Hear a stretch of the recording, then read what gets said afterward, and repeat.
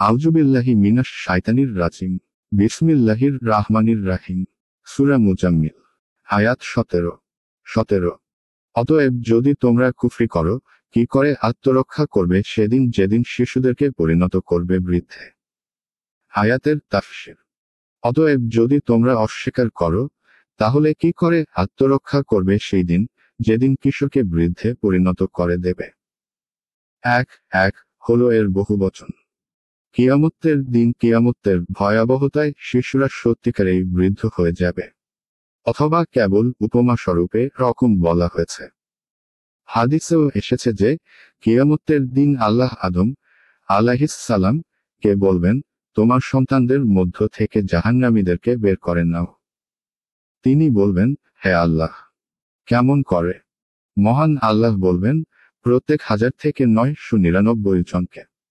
সেই দিন গর্ভবতীর গর্ভস্থ ভ্রূণ খসে পড়বে এবং শিশুরা বৃদ্ধ হয়ে যাবে।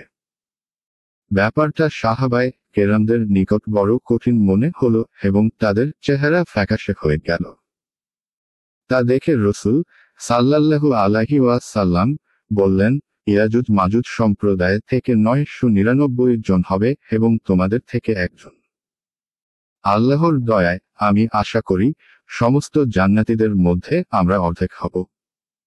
বুখারী তাফসীর সূরাতুল হাজর। আয়াত 18। যেদিন আকাশ হবে বিদীর্ণ, তার প্রতিশ্রুতি অবশ্যই বাস্তবায়িত হবে। আয়াতের তাফসীর। যেদিন আকাশ হবে বিদীর্ণ, তার প্রতিশ্রুতি অবশ্যই বাস্তবায়িত হবে। 2 এটা কিয়ামতের আর এক অবস্থা। সেদিনকার ভয়াবহতায় আসমান ফেটে যাবে।